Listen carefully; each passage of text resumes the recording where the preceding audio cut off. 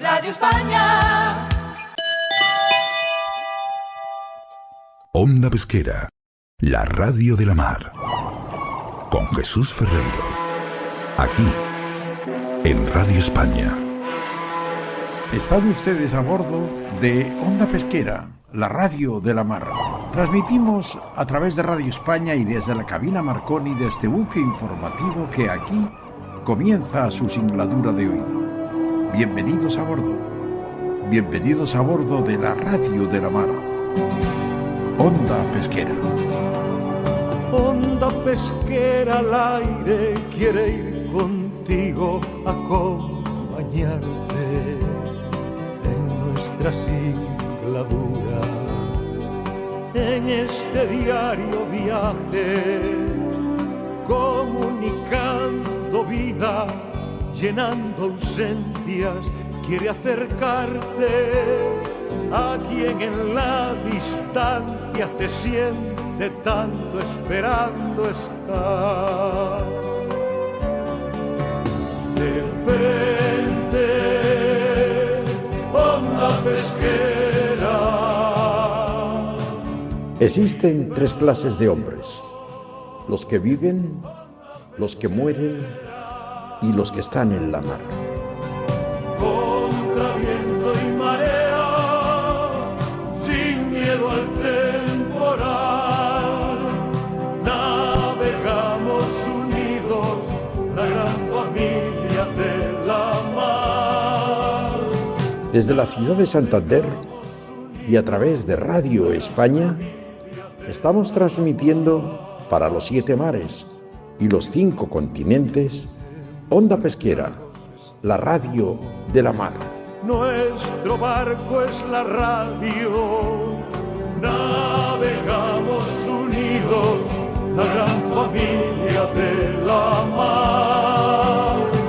Navegamos unidos, la gran familia de la mar.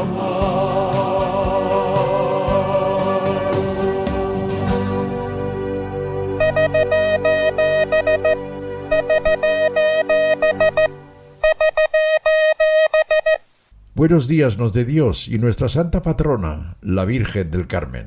Hoy es el programa número 6256 de Onda Pesquera, el número 20 ya de esta nueva etapa. Corresponde a hoy lunes, día 24 de abril del año 2023, festividad de San Fidel. Transmitimos a través de Radio España, la primera emisora de la radiodifusión española. Como ya les anunciamos, queremos dedicar este mes de abril al 111 aniversario de la tragedia del Titanic porque, influidos por este triste acontecimiento, se modificaron las leyes de la seguridad de la vida humana en la mar, adaptándose a la nueva forma de navegar y ocupándose prioritariamente de la seguridad de la vida humana en la mar.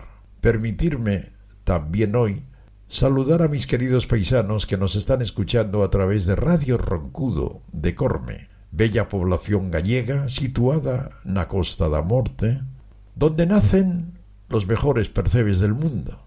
Hoy recordamos la letra de la última canción que interpretaron los músicos del Titanic. Su título, Cerca de ti, Señor, en recuerdo no solo a las víctimas de la tragedia del buque de los sueños, sino también a todas las personas que han perdido su vida en la mar. Cerca de ti, Señor, yo quiero estar, tu grande y tierno amor quiero gozar. Llena mi pobre ser, limpia mi corazón, hazme tu rostro ver esta aflicción. Mas solo tú, Señor, la paz me puedes dar. Cerca de ti, Señor, yo quiero estar. Pasos inciertos doy, el sol se va, mas si contigo estoy, no temo ya. Himnos de gratitud ferviente cantaré, y fiel a ti, Señor, siempre seré. Día feliz veré creyendo en ti, en que yo habitaré cerca de ti, Señor. Mi voz alabará tu santo nombre allí, y mi alma gozará cerca de ti, Señor. Naturalmente, Hoy también tenemos las mejores intenciones para hacer realidad nuestra vocación, y para ello estarán con nosotros desde Asturias Pipo Prendes, desde Santander Begoña Merino, desde Bilbao José Antonio Reyero, desde Madrid Jorge Barrioero, desde Valladolid David Felipe.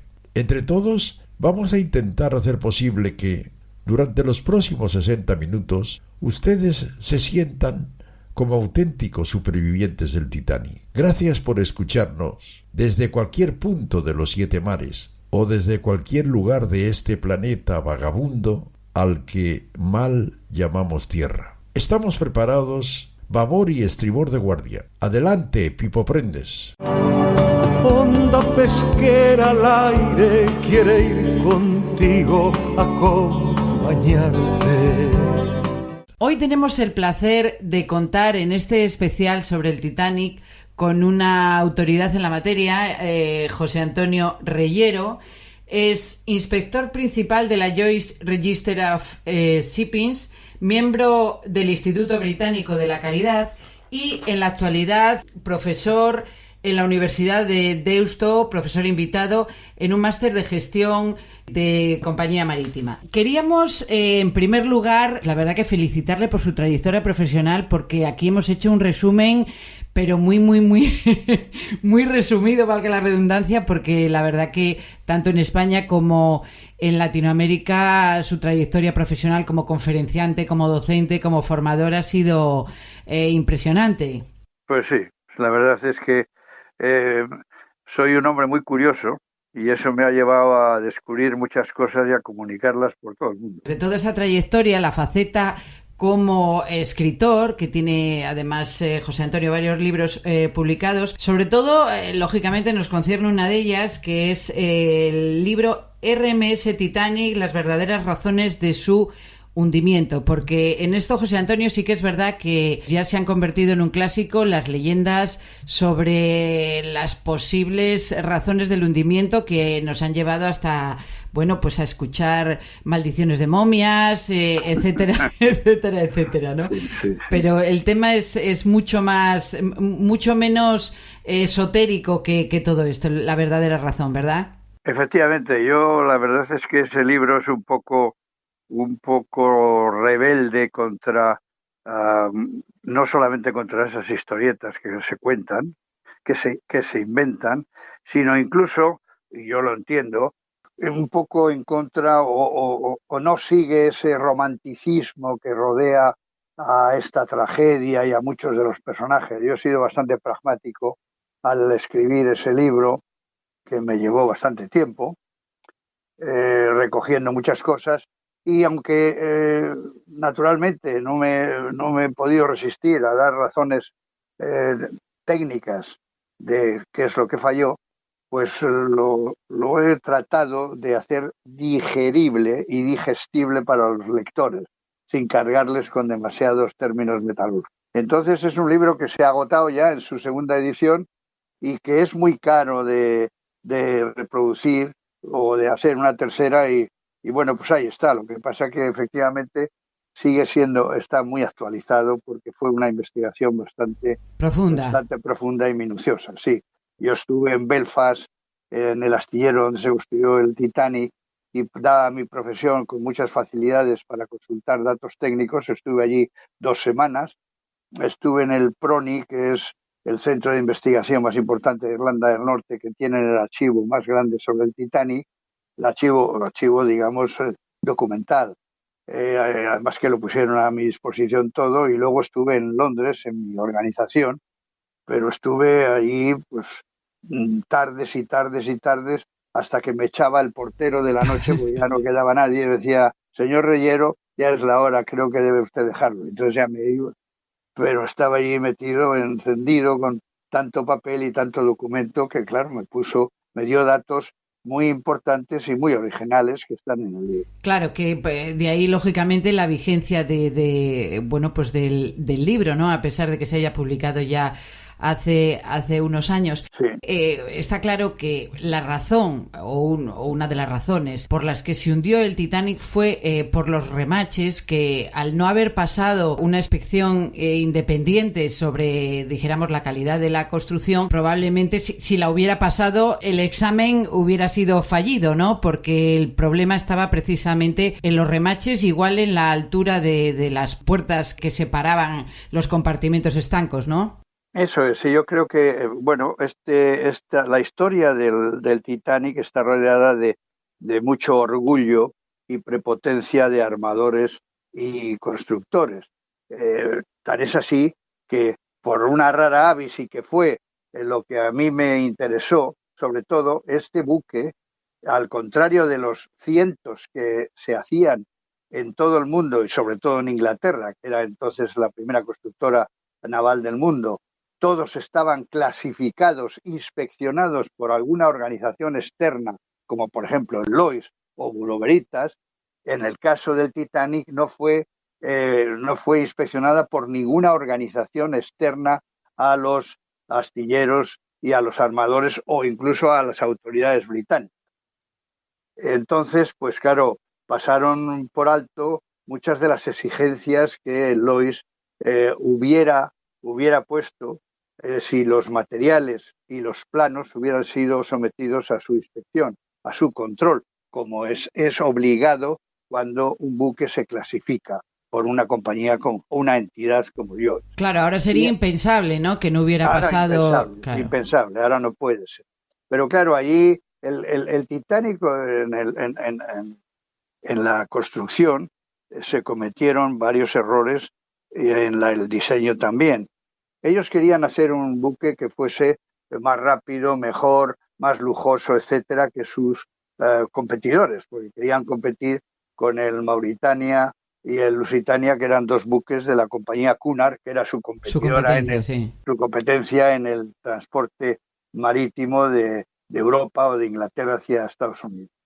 Y entonces, pues no quisieron que nadie se metiese allí a hurgar y a inspeccionar si su buque estaba bien construido, porque consideraban que eran los mejores constructores del mundo y nadie les podía enseñar nada, ni si los materiales, como se dice, el trabajo durante la construcción del astillero no tenía por qué ser vigilado por nadie, porque ellos eran más que suficientes. Y ahí cometieron dos errores graves para mí.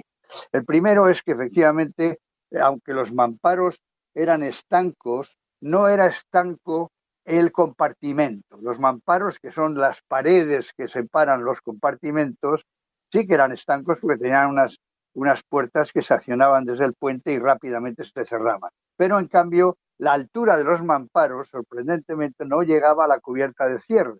Deberían haber puesto una cubierta de cierre más arriba y así hubieran evitado que penetrase el agua por encima de los mamparos. Parece mentira, pero fue así. De hecho, ese fue, digamos, el defecto que produjo que el buque se mantuviese tan poco tiempo a flote. Y claro, es que al mantenerse tan poco tiempo a flote, no dio tiempo a llegar a los buques que venían a salvarles. Claro, o sea que detrás de todos estos problemas técnicos lo que había en realidad era un problema tremendo de soberbia por parte de los constructores. Exacto, porque eso el Lloyd's no lo hubiera permitido, porque las reglas del Lloyd's que había aplicado ya en el Lusitania y el Mauritania exigían una cubierta de cierre por encima de la que tenía el Titanic. Eso lo primero. Y lo segundo, ahora en la construcción naval las exigencias sobre las soldaduras son tremendas. Se somete las soldaduras, las uniones de los materiales a la lupa del experto, ¿no? Y en el caso el tiempo del Titanic se hacía lo mismo, pero con las uniones que se hacían por medio de roblonado o remachado. Y ahí era muy exigente la sociedad de clasificación. Exigían, por ejemplo, que los agujeros donde iban a ir alojados los taladros, pues fuesen repasados uno a uno, porque se producían en el punzonado cuando no se hacía bien o el espesor de las piezas era muy grande, se producían unas pequeñas grietas que luego en la vida del buque podían estaban escondidas en las cabezas de los remaches, pero estaban debajo. Y en la vida del buque, por fatiga, podían llegar a producir una grieta. No solamente eso, sino que los propios remaches llevaban una serie de ensayos muy exigentes para aceptarlos antes de usarles en su función de apriete de las chapas. Se les pedía una resistencia mínima y además se les pedía sobre todo, dos ensayos. Uno era doblarle en frío en lo que es, digamos, el vástago del remache, lo que va desde la cabeza final, se doblaba sobre sí mismo hasta pegar la cabeza en frío y no podía manifestarse ningún tipo de grietas. Y luego el otro ensayo era martillear en caliente la cabeza, que era algo parecido a lo que luego se hacía, lógicamente, cuando se trabajaba realmente en el astillero, pues se hacía ese ensayo y no podía la cabeza estallarse ni manifestar grietas en los bordes. Esos remaches nunca se ensayaron por ninguna sociedad de clasificación y además yo que estuve viendo más de 15 pedidos de toneladas y toneladas de remaches que había hecho el astillero, y yo eso lo vi en Prony, en el archivo histórico, pues ninguno de ellos llevaba inspección. Entonces luego se dio la circunstancia de que el buque, el Titanic, tuvo que entrar en el dique seco. No había otro dique seco en el mundo donde cupiese un barco tan grande. El que tuvo que entrar en el dique seco fue el Olympic, porque tuvo dos reparaciones muy importantes. El Olympic era su buque gemelo que había sido fabricado antes y que ya estaba en servicio, tan lujoso, tan grande y mucho más fotografiado que el Titanic, por cierto, porque era el primero de la serie. Era el orgullo del astillero y de la naviera, el Olympic, porque si hubiera sido el Olympic, hubiera sido mucho más grande todavía el eco de su tragedia, porque el Olympic fue el primero que se hizo. Bueno, pues el Olympic tuvo dos accidentes, por así decirlo, o dos incidentes. Uno, desde luego, fue embestido, abordado por un crucero de la Marina de Guerra y le produjo un tremendo agujero y tuvo que ir al astillero, estaba en servicio, y tuvo que ir al astillero porque, claro, un día, una semana, 10 días sin pasaje, pues era la ruina de la naviera. Y tuvo que ir al astillero y naturalmente tuvo que sacarse al Titanic, que estaba allí fabricándose, tuvo que sacarse al Titanic para que entrase el Olympic a reparar, porque ese era el importante, era la fuente de beneficios de la naviera en ese momento. El Titanic era gasto, porque se estaba construyendo. Pero eso pasó 2 veces y como consecuencia el Titanic se retrasaba,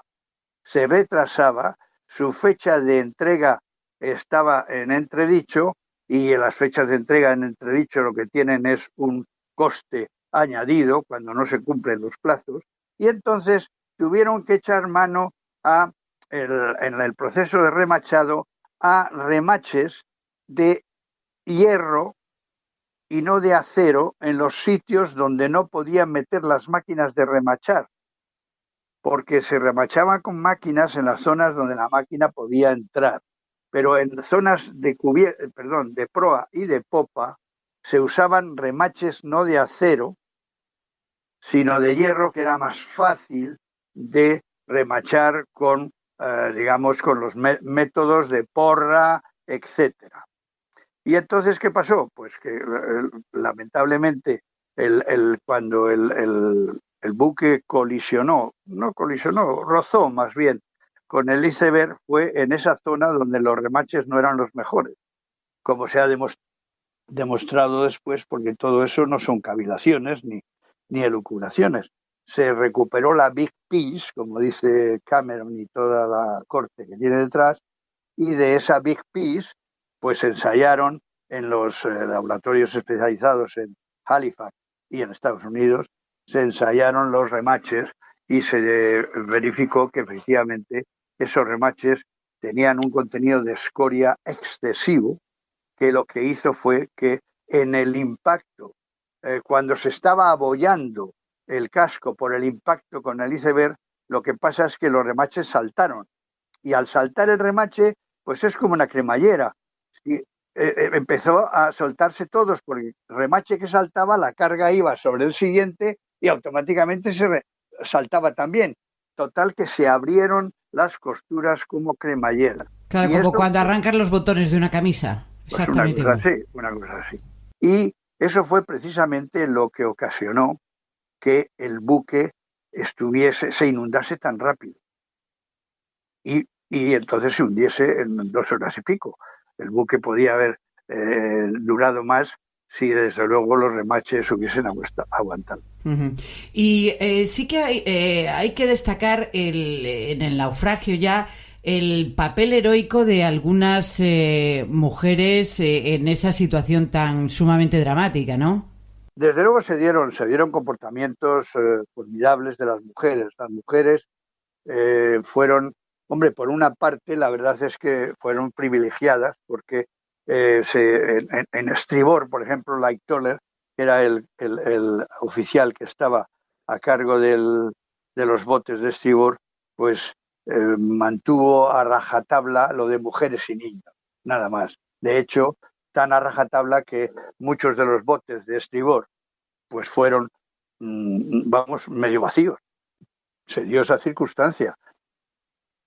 Primero porque decía solo mujeres y niños, y segundo porque no tenía, él lo confesó en las encuestas que luego se mantuvieron en Inglaterra y en Estados Unidos sobre las causas de la tragedia. Él dijo que es que en principio no se fiaba de que los botes tan cargados con 65 personas, que era, digamos, lo nominal de su carga, pues que resistiesen. Y entonces, pues con 20 y tantos decía ya vale y soltaba el bote. Sí. Entonces, efectivamente fueron privilegiadas, pero es que dentro del bote el comportamiento de algunas mujeres fue ejemplar, porque los botes no estaban bien mandados. La tripulación que iba en los botes a veces era el cocinero que no sabía ni poner un remo. Fue un pequeño desastre o un gran desastre la gestión de los botes. Y ahí, sobre todo, surgió una mujer espectacular que fue Margaret Brown, que luego ha sido pues, protagonista sin querer, porque era una mujer bastante seria, sin querer de maledicencias. Incluso Hollywood la ha cogido y la hizo protagonista de varias películas, la llamó insumergible. Sí. Ella no le gustaba nada de eso, era una señora muy seria, era una de las era tan atrevida esta mujer y tan, digamos, luchadora por los derechos de la mujer. Esta sí que era una feminista. Una feminista, pero seria, no con tonterías que no sirven para nada o que perjudican. Esta era tan atrevida que se presentó como senadora. Sí, y no dejaban votar a las mujeres entonces, pero ella se presentó como senadora de Estados Unidos y no se permitían a las mujeres todavía votar. De hecho, además, en las encuestas judiciales que se hicieron en estos 2 sitios, en Londres y en Nueva York, no permitieron a las mujeres testificar. Y entonces Margaret Brown, llamó al New York Times y le contó todo lo que había pasado al New York Times y que no la dejaron a ella decir en las encuestas. Bueno, esta Margaret Brown ayudó, sabía idiomas, era de origen humilde, pero ella se mostró la persona más capaz para ayudar sobre todo a los pobres desgraciados de tercera que no entendían ni lo que se les decía, porque eran rumanos, lituanos, españoles, argentinos, en fin. Sí, una torre de Babel. Una torre de Babel, y ella, que sabía varios idiomas, les ayudó en todo. Es más, pasó la gorra, por así decirlo, entre los pasajeros ricos del Carpathia, donde venían los supervivientes, y con ese dinero ayudó a todos los pobres desgraciados que no tenían nada, y además lo que tenían, que era el origen potencial de su supervivencia luego en Nueva York se había quedado en el barco, porque los hombres, los maridos, se quedaron allí. Y esta mujer organizó en el hotel, luego en Nueva York, creó una asociación de supervivientes del Titanic y entonces les colocó, les dio auxilio social, les dio dinero, se preocupó extraordinariamente de todos y cada uno de los supervivientes. Pero dentro del bote, además, al final, ella misma quitó a Hitchens, que era el que comandaba el bote y que era un mal hablado y un tipo desagradable, le quitó de allí y se hizo cargo de la dirección del bote, enseñó a remar a las mujeres y allí estuvieron llevando el bote hasta que vino el Carpathia por allí. Otras mujeres hubo naturalmente también. Hay un caso muy curioso de una mujer que se llamaba Tilly Townsend, que era la pasajera de primera y que fue salvada con su hija Ruth, y en el bote pues ella veía que se iba a ir el bote con 39 personas, un bote de 65, y estaba su marido allí y decía, pero bueno, ¿y quién va a remar aquí? Porque no había gente capaz de remar, solamente el marinero que estaba asignado al bote. Y entonces ella decía, mi marido es campeón de remo. ¿Cómo es posible que no pueda embarcar para llevarnos hasta el buque de auxilio? Y tuvo una enganchada tremenda con el oficial, pero al final pues se fue y su marido, que era un experto remero, olímpico y no sé cuántas cosas más, pues se quedó allí, claro, se quedó en el barco.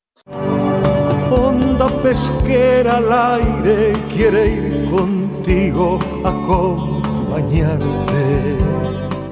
Profundamente enamorados, Víctor Peñasco y María Josefa Pérez de Soto contraen matrimonio el día 8 de diciembre de 1910 en Madrid y, como era habitual en las parejas de recién casados de las clases pudientes, emprenden una larguísima luna de miel por las principales capitales europeas. Un romántico viaje que se va a prolongar casi durante 1 año y medio. Los felices esposos irán acompañados por el mayordomo de Víctor, Eulogio, pero van a necesitar también a una doncella. María Josefa conoce a una costurera que le merece gran confianza y le hace el ofrecimiento. Se llama Fermina Oliva Ocaña y tiene instalado su modesto taller de costura en una de las viviendas de la madrileña calle de Regueros. Una hermosa noche de la deliciosa primavera parisina, Víctor y Josefa acuden a cenar al cercano restaurante Maxims, que, con una clientela de lo más elegante, seduce desde a la más ilustre nobleza hasta los eminentes intelectuales y aclamados artistas del cine y del teatro. Y allí se enteran del viaje del Titanic a Nueva York y allí deciden embarcarse. Esa es una preciosa historia de amor, de entrega, de fantasía, historia casi increíble para estas fechas, pero es una historia real, la historia de Josefina y de Víctor Peñasco. Vamos a hablar con uno de sus descendientes, con Jorge Barriovero. Jorge, buenos días. Hola, buenos días, Jesús. ¿Qué tal estás? Muy bien, ¿y tú? Muy bien, Jorge. Vamos a mantener una charla como si estuviésemos allí en Maxims, tú y yo. Me habías invitado tú y vamos a hablar de tus parientes, Víctor y María Josefa Pérez de los Cobos y Víctor Peñasco. Pérez de Soto, María Josefa Pérez de Soto, mi abuela. Pérez de Soto, sí, Pérez de Soto. Que sepas, Jorge, que yo también llevo el apellido Soto, o sea que vamos bien. Jorge, ¿a qué edad te enteras tú de la historia de Víctor y de María Josefa Pérez de Soto? Bueno, como te he dicho, era mi abuela. Me enteré pronto, no recuerdo la edad exacta, pero claramente esa historia, pues he crecido con ella. ¿Quién te cuenta la historia y cuántos años tenías más o menos? Mi padre debería tener, no lo sé, quizás 6, 8 años. ¿Qué sensación tuviste cuando estabas escuchando de tu padre esta bella historia? Sí recuerdo la sensación, porque claramente fue un hecho muy trágico y muy doloroso para mi abuela. Entonces, y así me lo transmitió mi padre. Y efectivamente, como has dicho, mi abuela estaba muy enamorada de Víctor y estaban en su luna de miel. O sea que eso fue tremendo. O sea, fue un sufrimiento, y de hecho está documentado. Creo que la condesa de Rotes, que estaba en el mismo barco salvavidas que mi abuela, en el número 8, lo comenta. Que claro, estaba al lado intentando consolar a mi abuela, porque imagínate, Jesús, lo que debió ser eso, ver a tu marido. No verle ya porque está en un barco salvavidas, pero ver el Titanic como se está hundiendo y no poder hacer nada y saber que vas a perder a esa persona que quieres tanto, ¿no? Mira, yo que tuve la fortuna de entrevistar a 9 supervivientes durante la primera época de Onda Pesquera, a los 9 los tuve en directo en el programa, a 9 de ellos, pero sobre todo a Milvina Deán, con la que hice mucha amistad. A todos les pregunté qué es lo que no iban a olvidar de ese naufragio, porque claro, yo creía que lo que no iban a olvidar eran los gritos desesperados de la gente, más de 1000 personas en el agua, con sus familiares, como en este caso en los botes salvavidas. Y me dijeron que no, eso no era lo que no iban a olvidar. Lo que no iban a olvidar nunca era que de repente se hizo el silencio, y entonces se dieron cuenta de que sus maridos, sus padres, sus hermanos o los familiares que iban a bordo y que estaban en el agua con los chalecos salvavidas habían fallecido. Y eso es terrible, eso es terrible. A los que entrevisté yo, a los supervivientes, todos me hablaron muy bien de Víctor Peñasco, que tuvo un comportamiento ejemplar. Bueno, yo entiendo que sí, de hecho, por lo que cuentan, cedió su sitio en el barco salvavidas a una mujer que entiendo que iba con un bebé, un niño pequeño. O sea, que es un comportamiento verdaderamente, vamos, de caballero hasta la médula. Eso yo cuando estoy dando una conferencia en alguna universidad y los jóvenes no se lo creen. Y dicen, pero ¿cómo vamos a ver? ¿Pero cómo va a ceder el puesto y quedarse él en el barco? Claro, es que los valores de 1912 no tienen nada que ver con los valores del 2023. Sin duda, parece que así es, desgraciadamente. Oye, hay una historia que yo no sé hasta qué punto es cierto, ¿no? La historia de la madre de Víctor, que había presagiado algún peligro y que le había caído algo en la sopa. ¿Tú qué sensación tienes de esto? No es una sensación. O sea, mi padre, otra vez, porque es la persona que por la que yo sé estas cosas, porque claramente, o sea, mi abuela murió cuando yo tenía 5 años. Tuvo que ser así porque efectivamente Víctor dejó a su mayordomo en París, ¿no? Creo que se llamaba Eulogio, enviando cartas y postales que habían prescrito ellos para que la familia pensase que seguían en París. Y eso verdaderamente no lo hubieran hecho si no fuese cierto que la madre de Víctor estaba muy preocupada con que bajasen en un barco en concreto. O sea, que eso claramente te demuestra que efectivamente la madre tuvo una especie de premonición, sin duda. Además, parece ser que la madre, pues se llevó un disgusto terrible cuando ella siguió recibiendo cartas después de haber recibido la noticia de la tragedia del Titanic. Y eso le hizo pensar mal y además le hizo sufrir mucho, ¿no? Efectivamente, porque fue verdaderamente un gran desconcierto. O sea, si nos ponemos en su lugar y te acaba de llegar una carta que está tu hijo con su esposa en París el día antes o 2 días antes y te enteras que no, que parece ser que está en la lista de fallecidos del Titanic, obviamente debió ser muy desconcertante. ¿Qué es lo que más recuerdas que tu padre te contó sobre lo que pasó aquella noche del 14 de abril de 1912? Bueno, lo que recuerdo es el sufrimiento, la verdad. O sea, el sufrimiento de mi pobre abuela porque verdaderamente estaba enamorada. Esa no fue una boda de conveniencia ni nada de eso, o sea, estaba enamoradísima.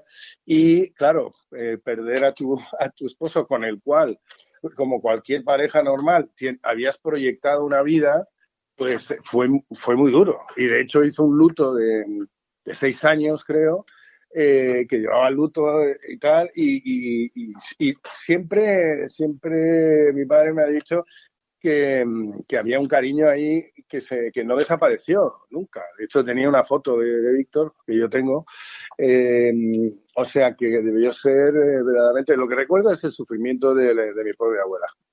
Es que hay una versión que dice, bueno, que efectivamente se cedió el puesto Víctor porque había una mujer, y otros, sin embargo, dicen que no dejó, que el oficial Leitoller, que no dejó subir a ningún hombre a bordo, como en el caso también de Strauss.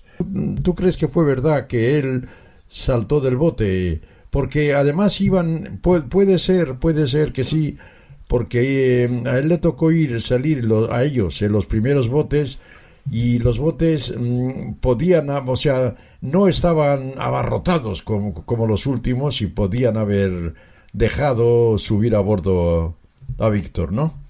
Sí, mira, tienes toda la razón en eso. O sea, por un lado, yo te he dicho lo que he oído por ahí de fuentes que cedió el sitio. Por otro lado, también he oído que efectivamente los primeros botes no iban completos, pero a la vez que un oficial no deje subir un hombre cuando el bote no está lleno, no me cuadra. ¿Sabes qué te quiero decir, Jesús? Que entonces, por lógica, más que nada, tendría que ser la versión que cedió su sitio, porque si hay sitios de sobra, ¿por qué no vas a dejar subir a la gente? ¿No? Entonces, pero vamos, la verdad es que no lo sé. ¿Tú te harías ahora mismo el mismo viaje? ¿Cogerías un transatlántico para ir de Londres ahora hasta Nueva York? Bueno, pues mira, esa es una muy buena pregunta. De hecho, me he casado muy recientemente y el viaje de luna de miel que hicimos mi mujer y yo fue en un barco. Sí, y bueno, varios amigos me dijeron, hombre, no, ¿por qué justo un barco? Y dije, bueno, es que en mi caso nadie me ha dicho que no me suba a un barco, entonces, ¿por qué no? Y o sea, que sí, la respuesta es sí, sin duda. O sea, pero claro, ya te digo que yo cuento con la ventaja, la diferencia, que a mí nadie me ha dicho, haz lo que quieras menos subirte en un barco. Claro, claro. ¿Jorge Barriovero sabe nadar? Sí, sé nadar muy bien, de hecho. En los 4 estilos. Sí, qué bien. Eso me enseñaron mis padres de pequeñito a dominar eso. No lo había pensado hasta que me has hecho esta pregunta. Igual por algo. No te extrañe. No te extrañe. Claro, que oye, decían, sobre todo que sepa nadar. Efectivamente, puede que fuese la motivación y te agradezco ese comentario porque no me había parado a pensarlo. Oye, ¿tú sabes por qué se llama el Paseo de Madrid el Paseo de la Castellana? Bueno, creo que lo comentaste en otra ocasión, que coincidimos en un programa, que es porque Víctor se apellidaba Peñasco y Castellana, ¿verdad? Efectivamente, pero bueno, cuéntalo tú, porque la verdad es que yo lo oí de ti, o sea, que tú eres el que lo sabe. Era porque, claro, en 1912, en aquellos años, Madrid era mucho más chiquitito y el Paseo de la Castellana estaba verdaderamente en las afueras de Madrid. Y en el paseo que creo que se llamaba el Paseo Coruña, no sé cómo le llamaban, era un bosque a las afueras de Madrid. Y en ese bosque, en esa carretera, estaba el palacio donde vivían la familia de Víctor Peñasco y Castellana. Entonces la gente decía, bueno, vamos a ver el palacio de los Castellana, de los Castellana. En principio fue llamado el Paseo de los Castellana, luego ya se le quitó el los y se puso Paseo de la Castellana. Sí, esa es una historia muy, muy interesante y me alegro que tú la conozcas, yo no lo sabía. Vamos, mi familia vivía en un palacete en Jacometrezo, creo, cerca de Gran Vía, vamos. Jorge, la verdad es que es un placer siempre hablar contigo porque debemos recordarnos la verdad es que triste historia de tus antepasados, pero es una historia que a la gente le gusta conocer porque es una historia de amor, es una historia de ejemplo, de entrega. Es una cosa que para el 2023 es casi increíble que pasen, que estas historias sean verdad, pero en este caso es, yo creo que por desgracia, verdad. Y Víctor Peñasco entregó su vida, dejó subir a una mujer y a un niño a bordo del bote salvavidas para ocupar su plaza. Y desde luego no existe muestra de más amor, de más entrega y sobre todo de más comprensión y generosidad hacia los demás. Desde luego, Jesús, y de hecho para que veas que otra cosa que creo que es importante, que cuando estaban en el barco, pues les gustó el cóctel de champán y pidieron la receta y de vez en cuando para conmemorar a Víctor, a pobre Víctor, se tomaba en casa ese cóctel de champán del Titanic, ¿no? Para que digo que el recuerdo de Víctor se mantuvo siempre hasta, bueno, ya te digo, mi propio padre me lo contó esto. O sea que fue efectivamente trágico que una pareja que se quería tanto pues se viesen truncado su futuro de una manera tan bestial, ¿no? Y tan dolorosa. Y bueno, pero dentro de eso tengo que decir que si no, igual no estaba aquí. Entonces, dentro de cada tragedia hay que buscar un poco lo positivo. Bueno, para hacer justicia hay que decir que en el Titanic se produjeron varias escenas igual, ¿no? Por ejemplo, los músicos que quisieron quedarse a tocar, los fogoneros, los carboneros, o sea, que se llamaba popularmente la Brigada Negra, que quisieron quedarse trabajando en la sala de calderas, y por ejemplo Ida y Strauss, que bueno, pues que también fueron un matrimonio que ella no quiso subir al bote salvavidas sin él y murieron los dos a bordo del barco. En fin, hay muchas historias, pero hoy hemos querido recordar con mucho cariño y con mucho amor la historia de Víctor Peñasco y Castellana y María Josefa Pérez de Soto, hablando con un bisnieto, ¿no? Nieto directamente. Sí, ya sé que parece increíble porque es que mi padre se casó muy tarde y se saltó una generación, pero era mi abuela, no mi bisabuela. Por eso la conocí, de hecho.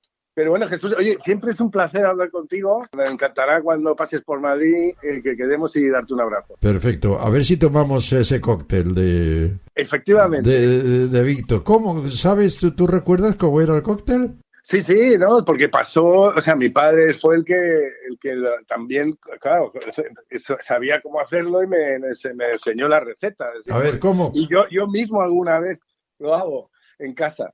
A ver, dime qué echas, ¿cómo? Para que nuestros oyentes lo puedan hacer también en honor de Víctor Peñasco. No, bueno, es una combinación tiene varios elementos, pero bueno, tiene pues eso, licores de naranja, tiene brandy, tiene más cosas, pero vamos que sí, es un cóctel que ¿Está rico? Está rico, sí. Está muy rico, sí, yo lo hago de vez en cuando también.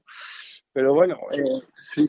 Y me acuerdo de mi abuela, claro, y muchísimo, y del pobre Víctor que nunca llegué a conocer, pero me parece que debió ser una persona extraordinaria. Jorge, un abrazo muy fuerte. Un abrazo, Jesús.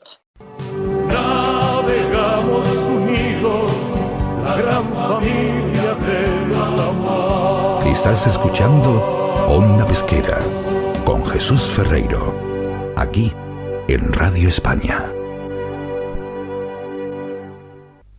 Como supongo ya conocerán, el próximo día 5 de mayo, estamos ya muy cerquita de esa fecha, se abrirán las puertas de nuevo en España, esta vez en Sevilla, en el pabellón de la navegación, se abrirán las puertas de la macroexposición Titanic de reconstrucción.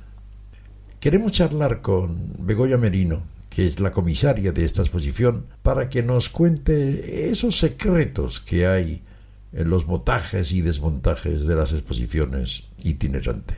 Adelante, Begoña. Es un montaje complicado porque, yo a pesar de que tengo experiencia de muchos años en exposiciones de arte, porque yo presido una fundación de arte, la Fundación Enrique Gran, pero sí que es cierto que, aunque tiene también, pues necesita de un rigor documental, hay que hacer planos, adaptaciones a nivel temático, también requiere un esfuerzo importante, pero no cabe duda que el reto de montar una exposición como Titanic pues es otra dimensión, ¿no? Después de que de alguna manera montas algo de estas características, ya pues por el nivel de exigencia que tiene, te es incluso muchísimo más sencillo montar una exposición al uso.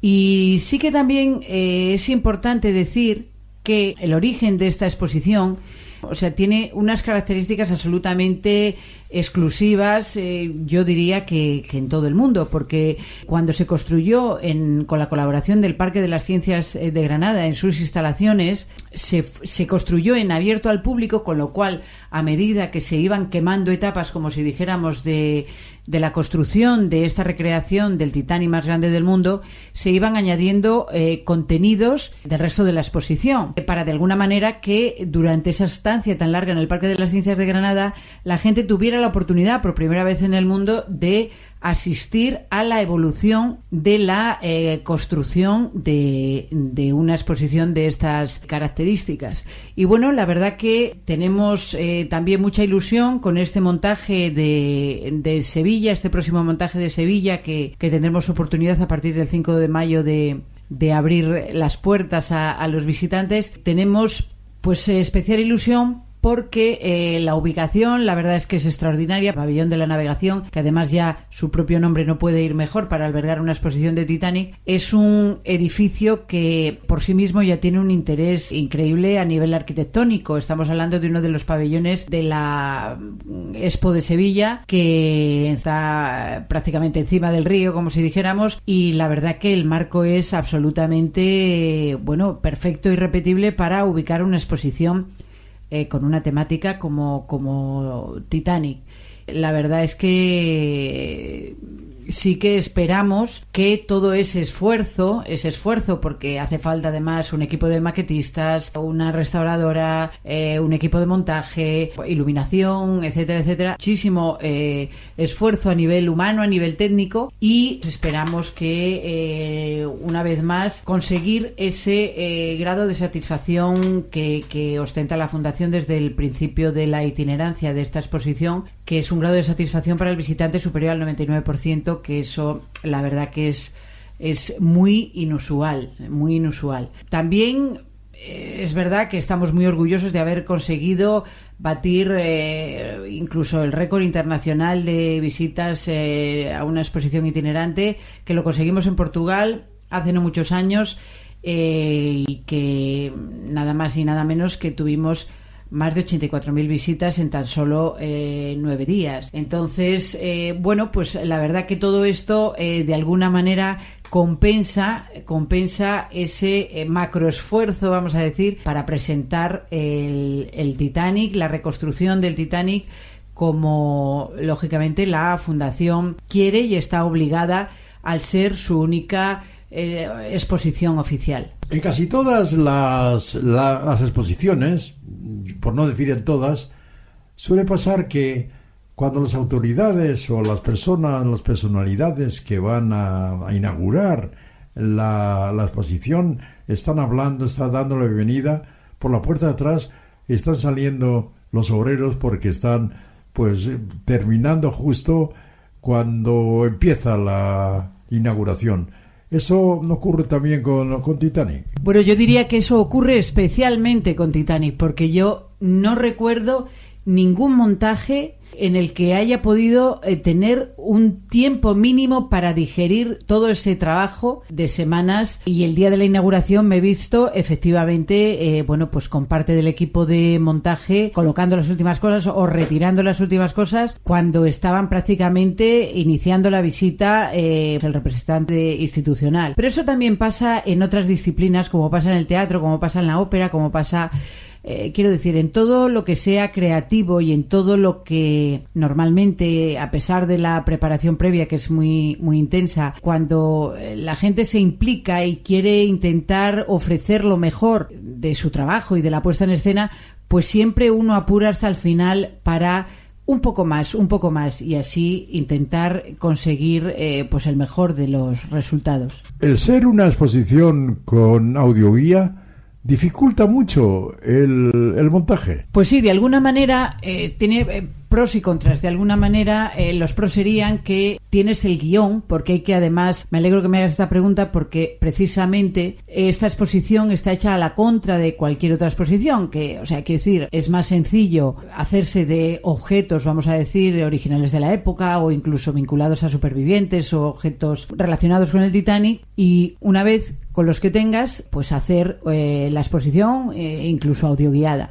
Pero en este caso, por eso ha llevado tantísimo tiempo a la Fundación el poder ofrecer al público esta experiencia. Aquí se ha hecho justamente a la contra. Lo que se ha pretendido es contar una historia y para eso, al servicio de esa historia, o sea, al servicio de esa audioguía, poner los elementos, si había elementos originales de la época, o había que recrearlos, o había incluso elementos directamente vinculados a la White Star Line o al propio Titanic. Entonces, todo eso se ha puesto siempre al servicio de la audioguía. ¿Eso qué pasa? Que lleva muchísimo más tiempo, obviamente, construir así una exposición, pero el resultado es muchísimo mayor porque las emociones son mucho mayores. De lo que se trata es de contar una historia, no de acumular objetos sin más carga emocional. Entonces, bueno, pues como me preguntabas, sí que el tener una audioguía de alguna manera ya te marca sí o sí el guión, el patrón que tienes que seguir, pero también es verdad que, como te decía antes, no te permite licencias que igual a nivel estético te podrías permitir si no hubiera una audioguía, ¿no? Lo que ocurre es que el esfuerzo merece la pena porque la experiencia no tiene nada que ver, o sea, es infinitamente... Bueno, de hecho podemos decir que es una exposición que te puede marcar y que incluso vas a recordar de por vida, pero además para todos los públicos. La experiencia es inolvidable para todos los que visitan y todos los que se acercan a la exposición Titanic de reconstrucción. Begoña, ¿qué es lo más difícil? ¿Qué parte de la exposición es la que más quebraderos de cabeza te produce? Más que quebraderos de cabeza, la que a nivel técnico determina la viabilidad o no de exponer en un espacio es la recreación del Titanic más grande del mundo. Tenemos que recordar que está anclado a puerto el Titanic en la reconstrucción y requiere una sala de dimensiones realmente importantes y encima tiene que ser diáfana, o sea, no puede haber ni una columna ni o sea, y entonces sí que es verdad que más que quebraderos de cabeza, porque para eso hay un equipo de maquetistas que resuelve divinamente todos los problemas técnicos del montaje, pero sí que es verdad que es determinante porque hay muchos destinos que nos solicitan llevar la exposición, pero es absolutamente inviable, o bien por metros, o si no, por los problemas técnicos de espacio, o sea, de dimensiones de los accesos, o para que entre en la recreación, o precisamente por eso, por no disponer dentro de ese espacio de una sala que pueda albergar la recreación del Titanic anclado a puerto. Muchas gracias, Begoña, lo has explicado tan bien que muchos de nuestros oyentes se estarán preguntando, bueno, ¿dónde la puedo visitar? ¿De cuándo? Pues esperamos a toda la gente que quiera realmente vivir una experiencia, que quiera pasar una hora y media realmente inolvidable y acercarse también a la historia y al mundo del arte. Les esperamos en el Pabellón de la Navegación de Sevilla a partir del día 5 de mayo y realmente con grandes expectativas porque la verdad que es una exposición que no deja a nadie indiferente y que de alguna manera supone siempre en cada puesta en escena, como si dijéramos, en cada destino, en cada ciudad, repercute en el perfil de esa propia ciudad durante la estancia de la exposición. Gracias, Begoña. Estamos encantados de haberte escuchado esos secretos que hay para el montaje de una macroexposición como la de Titanic. Estamos deseando que abra sus puertas en el pabellón de la navegación de Sevilla el día 5, o sea que estamos ya cerquita. Estás escuchando Onda Pesquera, aquí, en Radio España.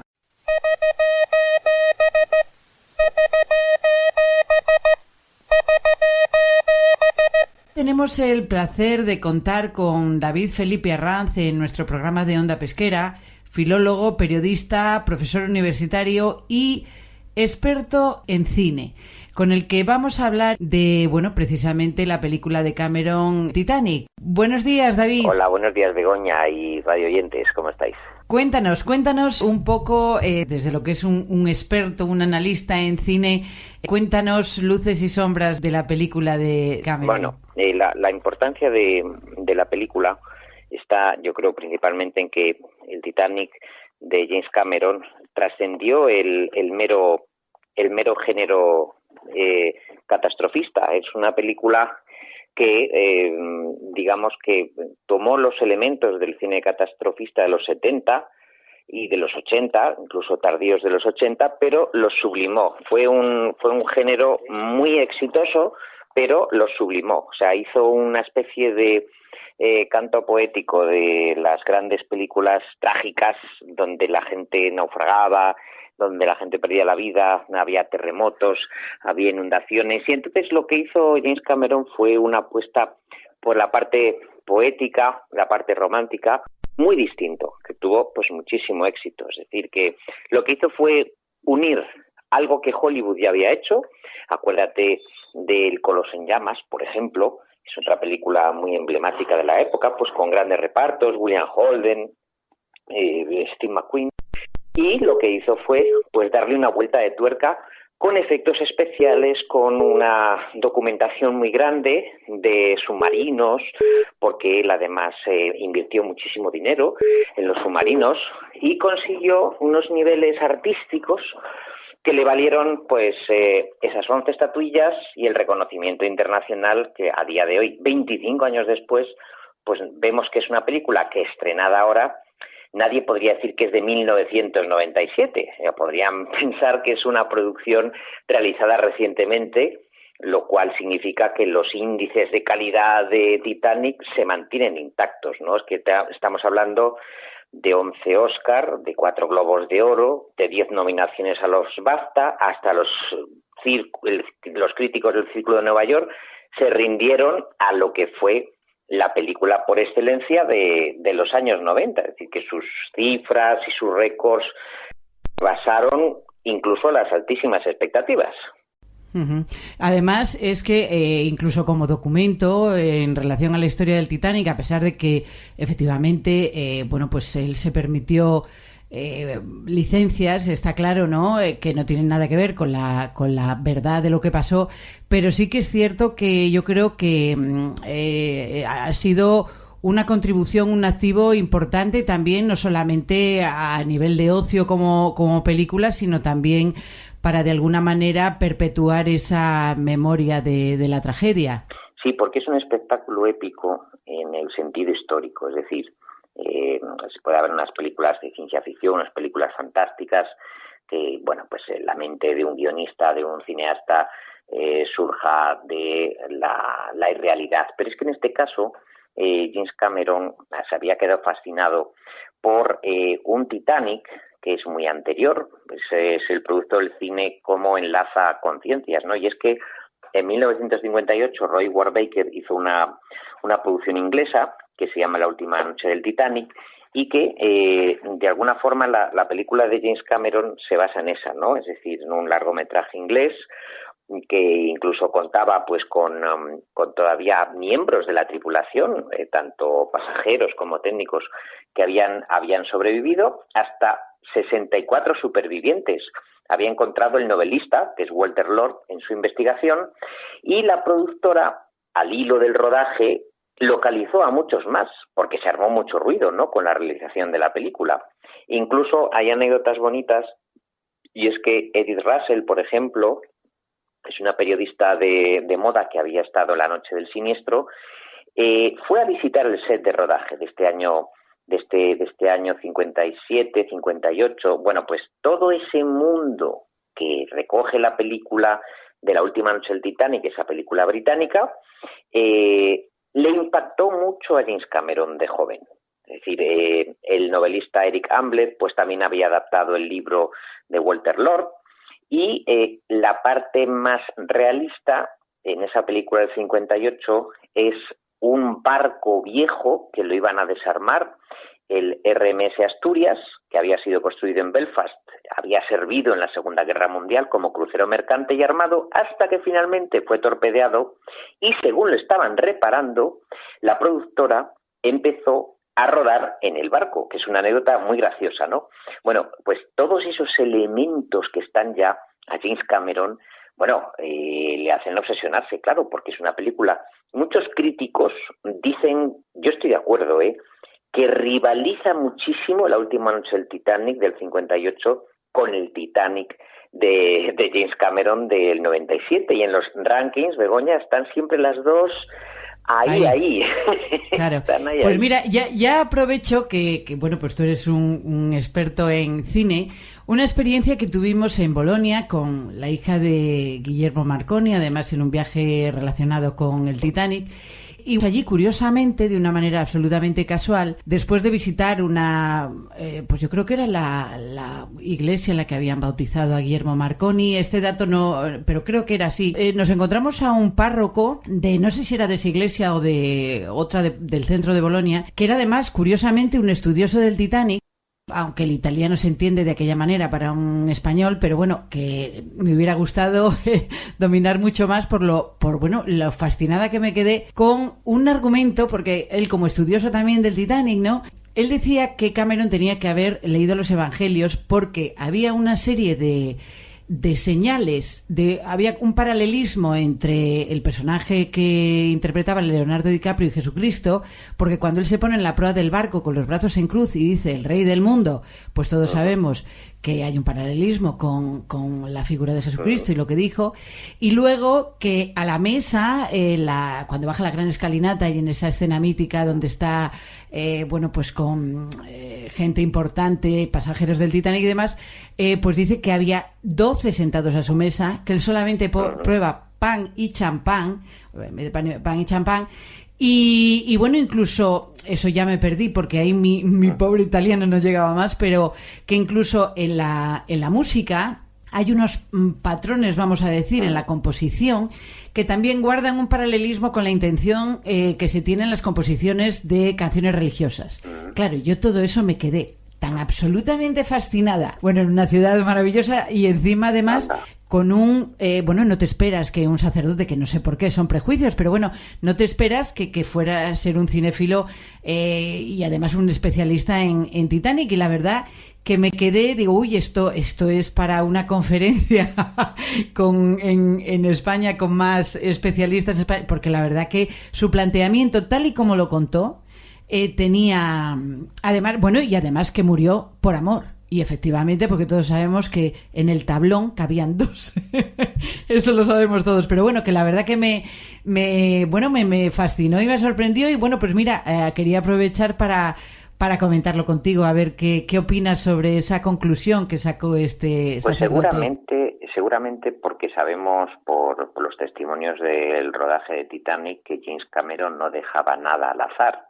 De hecho, hay, yo iba a decir decenas, pero en alguna ocasión son cientos de tomas las que hace el cineasta para que exactamente le encuadre el color, la temperatura, esa escena a la que Begoña acabas de hacer alusión, que es la de ese atardecer en la proa del barco con Leonardo DiCaprio y Kate Winslet, es tuvieron varios días, todo el rodaje pendiente de que exactamente fuese la puesta de sol que quería James Cameron para esa escena, ante la desesperación de todo el mundo, porque sabrás, del equipo. El equipo pensaba, lo dicen los diarios de rodaje, Dios mío, llévame contigo, porque no podían soportarlo más. O sea, Kate Winslet, de hecho, prometió en firme no volver a trabajar jamás con James Cameron en su vida, cosa que es una promesa que acaba de incumplir recientemente con la segunda parte de Avatar.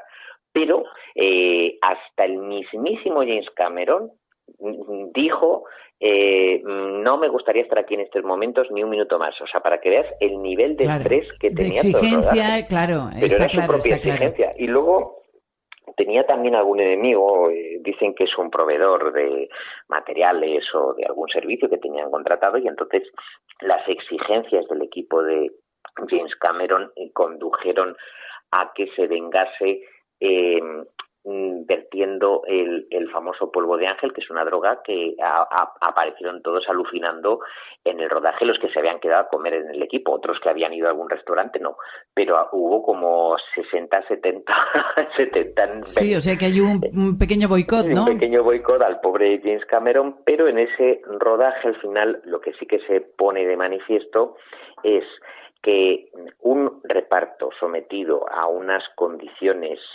muy parecidas en los tanques fríos de agua donde estaban nadando Leonardo DiCaprio, Kate Winslet y el resto del reparto, que arranca a los personajes, se acercan mucho a las que tenían esos personajes, ¿no? Los personajes reales que hicieron en el cine clásico, porque la película que hemos mencionado del hundimiento del Titanic, o La última noche del Titanic, del 58, les pasó lo mismo. O sea, la temperatura de los tanques de agua pues era muy fría y la gente entraba tiritando.